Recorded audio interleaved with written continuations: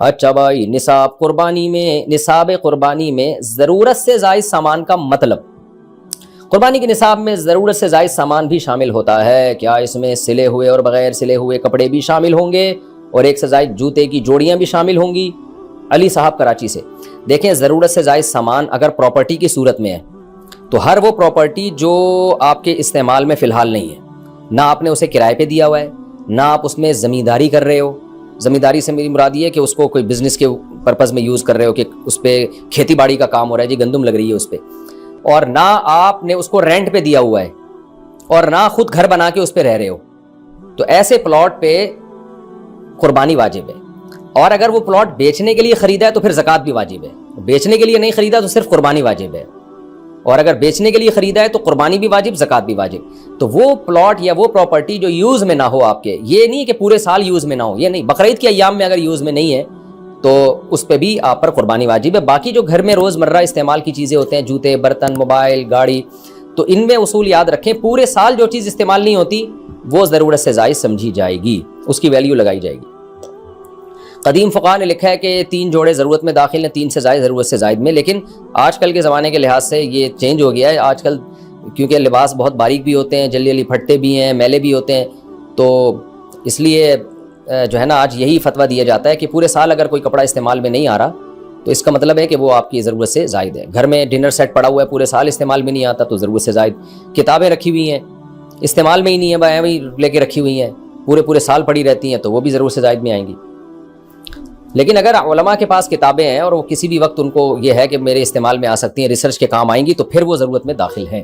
امریکہ والے پاکستان میں کیا پہلے دن قربانی کر سکتے ہیں؟ اگر پاکستان اور امریکہ میں ایک ہی دن عید ہو، اگر ہم پاکستان میں قربانی کریں تو وہ ہم سے 12 گھنٹے آگے ہے، کیا اس سے ہماری قربانی پر کوئی اثر پڑے گا؟ شہاب اظہار امریکہ سے، جی بالکل پڑے گا۔ ادھر رات ہو رہی ہے، یہاں بقرعید ہو گئی ہے، یہاں قربانی کا جانور کٹ رہا ہے اور وہاں پر قربانی ابھی واجب ہی نہیں ہوئی تھی، تو پھر یہ قربانی آپ کی ادا نہیں ہوگی۔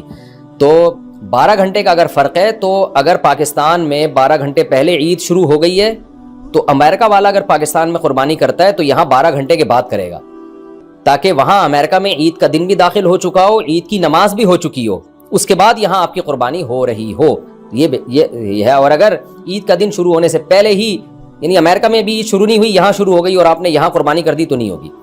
اور اگر ایک دن کا، یعنی خلاصہ یہ نکلا کہ قربانی کرنے والا اور جس ملک میں قربانی کی جا رہی ہے ان دونوں جگہوں پہ ایام نہر ہوں، یعنی بقرعید کا پہلا، دوسرا یا تیسرا دن چل رہا ہو، دونوں جگہوں پہ۔ سودی لین دین والے کے ساتھ قربانی کرنا، ایک صاحب جن کے بارے میں یہ یقینی معلوم ہے کہ انہوں نے بینک سے سود پر پیسے لیے ہیں اور وہ ہماری قربانی کے حصوں میں شریک ہیں، کیا ان کے ساتھ مل کر ہماری قربانی ہو جائے گی؟ سمیع الحق صاحب، جناب سمیع الحق صاحب، اگر یقینی طور پر پتہ ہے کہ یہ آدمی حرام کما رہا ہے اور اس کی اکثر یا ٹوٹل آمدنی حرام ہے، تو پھر وہ اگر آپ کے ساتھ قربانی کے گائے میں شریک ہوتا ہے تو سب کی قربانی ضائع بھی ہوگی اور کسی کے لیے گوشت کھانا بھی حلال نہیں ہوگا۔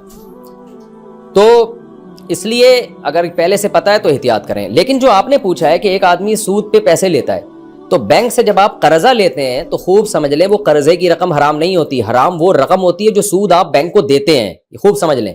تو اس لیے سودی بینک سے کسی نے لون اگر سود پہ لیا ہے اور وہ لون لے کے آپ کے ساتھ قربانی میں شرکت کر رہا ہے تو اس سے قربانی خراب نہیں ہوگی۔ ہاں، سودی قرضہ لینے کا کبیرہ گناہ اس آدمی کو لازمی ہوگا، تو اس لیے خوب سمجھ لیں کہ سودی لون لینے سے قربانی حرام نہیں ہوتی۔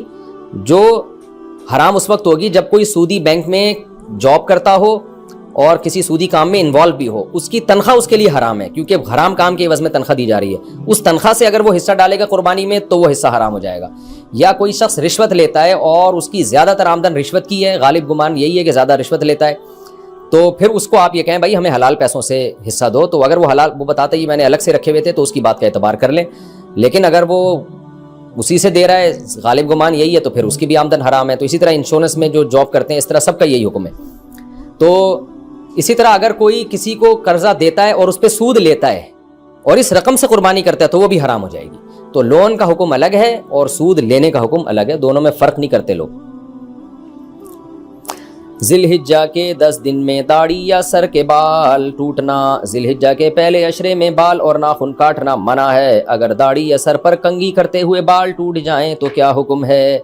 فقیہ فاروقی دہلی انڈیا سے۔ دیکھیں منع یہ جو نبی نے فرمایا نا کہ جس نے قربانی کرنی ہو وہ قربانی ہونے تک اپنے بال اور ناخن نہ کاٹے، یہ افضل عمل ہے، واجب نہیں ہے۔ جمہور کا یہی مسلک ہے کہ یہ سنت ہے، لازم نہیں ہے، مستحب ہے۔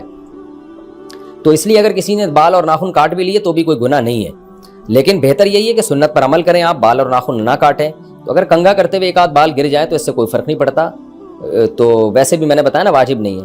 اب 10 دن تک کنگھا ہی نہ کریں گے، اس میں تو جن بھوت بن جائیں گے آپ، تو کنگھا کر لیں لیکن جان بوجھ کر بال اور ناخن نہ توڑیں آپ، جب تک جانور کے گلے پہ چھری نہیں چل جاتی۔ قربانی کرنے والی عورت کا بھووں کے بال کاٹنا، پہلے عشرے میں جب ناخن اور بال کاٹنا منع ہے تو کیا عورت بھووں کے زائد بال کاٹ سکتی ہے جبکہ وہ برے معلوم ہو رہے ہوں؟ لبنہ شاہ، دیکھیں نبی صلی اللہ علیہ وسلم نے اس عورت پہ لعنت فرمائی ہے جو اپنی آئی بروز بناتی ہے، بھووں کے بال کاٹتی ہے، جیسے کہ آج کل فیشن ہے عورتوں میں، تو یہ عمل تو ویسے ہی ناجائز ہے۔ البتہ کسی عورت کے بال ایک عام معمول سے ہٹے ہوئے ہوں، بہت ہی بھدے لگ رہے ہوں، کوئی ایک بالکل فطرت سے ہٹ کر ہوں، تو ایسی کنڈیشن میں اگر بہت ہی زیادہ برے ہوں تو پھر اتنا کہ وہ نارمل حالت میں آ جائیں، بعض فقہاء نے اس کی گنجائش دی ہے۔ تو اب جو بال کاٹنا بہتر ہے کہ بقرعید کے دنوں میں عورتیں، یعنی جو بھی قربانی کر رہا ہے وہ کہیں کے بھی بال اور ناخن نہ کاٹے، تو اس میں عورتیں بھی داخل ہیں۔ تو اگر عورت نے قربانی کرنی ہے تو اس کو چاہیے، بہتر یہی ہے کہ وہ نہ کاٹے، لیکن یہ واجب حکم نہیں ہے، یہ افضل حکم ہے۔ ذی الحجہ کے 10 دنوں میں بالوں پر کلر کرنا، قربانی سے پہلے جس طرح ناخن اور بال نہ کاٹنا مستحب ہے۔ بال کلر کرنے کے بارے میں کیا حکم ہے؟ کیا ان 10 دنوں میں بال کلر کر سکتے ہیں؟ مسز خان انڈیا سے، جیپ کلر کر سکتے ہیں، براؤن کلر، بلیک تو صحیح نہیں ہے، 40 سال سے پہلے براؤن وغیرہ کلر کیا جا سکتا ہے۔ عمر رسیدہ جانور کی قربانی، عمر رسیدہ جانور کی قربانی کا کیا حکم ہے؟ نذیر ہمدر سے، جائز ہے اگر اتنا ہی بڈھا ہو گیا کہ بیچارے سے چلا ہی نہیں جا رہا، کھایا نہیں جا رہا، تو پھر تو جائز نہیں ہے، لیکن نارمل جو بوڑھے جانور ہوتے ہیں 8 دانت کے، ان کی قربانی بھی جائز ہے۔ چھوٹے دانت والے جانور کی قربانی، قربانی کے جانور کے دانت چھوٹے نظر آ رہے ہوں لیکن پکے ہوں تو ایسے جانور کی قربانی ہو جائے گی۔ محمد صادق بھائی، دانتوں کا اعتبار نہیں ہے، عمر کا اعتبار ہے۔ بکرا، بکری وغیرہ اگر وہ پچھلی بقرعید سے پہلے پیدا ہو چکے تھے تو اس بقرعید میں اس کی قربانی جائز ہے، چاہے دانت نکلے ہو یا نہ نکلے ہوں۔ اور اسی طرح گائے، بھینس، بیل، یہ سب چیزیں اگر پچھلے سال بقرعید سے پہلے پچھلے سال یعنی 2 سال کے ہو چکے ہوں تو ان کی قربانی بھی جائز ہے۔ تو یہ ماہرین بتائیں گے، دانت دیکھ کے وہ بتا دیتے ہیں کہ یہ 2 سال کا ہے یا نہیں ہے۔ تو اگر کوئی ماہر بتا دے کہ بھئی 2 سال کا ہو چکا ہے تو آپ قربانی کر لیں، اگر کوئی ماہر کہے کہ یہ 2 سال کا نہیں ہے تو پھر نہ کریں۔ بیوی کے پاس نقدی نہ ہو تو قربانی کیسے کرے؟ ایک عورت کے پاس 4 تولے سونا ہے اور نقد رقم نہیں ہے، اس کے خاوند کے پاس رقم ہے لیکن وہ نہیں دینا چاہتا، کیا اس عورت پر قربانی واجب نہیں کرتی؟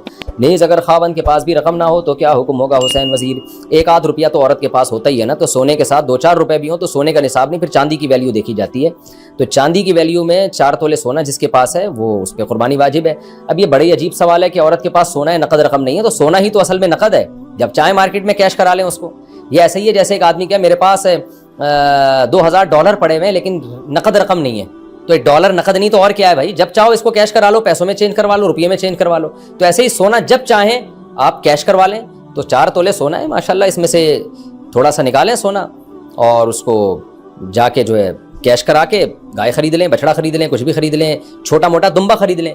دمبا تو 6 مہینے کا بھی اگر موٹا تازہ ہو تو اس کی بھی قربانی ہو جاتی ہے، تو ضروری نہیں ہے کہ آپ کوئی بھاری بھرکم قربانی کریں، واجب ادا کرنے کے لیے چھوٹی موٹی قربانی بھی کی جا سکتی ہے۔ تو خواتین کو چاہیے چھوٹا موٹا دمبا لے لیں، وہ اس کی قربانی کر لیں، اور دمبے کی پھر چربی میں پکا کے کھائیں، اور پھر دیکھیں پیٹ کا نظام کیسا صحیح ہوتا ہے اور صحت کیسی اچھی ہوتی ہے، تو انشاءاللہ پھر پورے سال آپ کے میاں بھی اور آپ بھی دمبا ہی چربی میں پکا کے کھائیں گے، اتنا مزہ آئے گا انشاءاللہ، اور یہ کوکنگ آئل سے آپ کی جان ہمیشہ کے لیے انشاءاللہ چھوٹ جائے گی۔ صلو علی الحبیب۔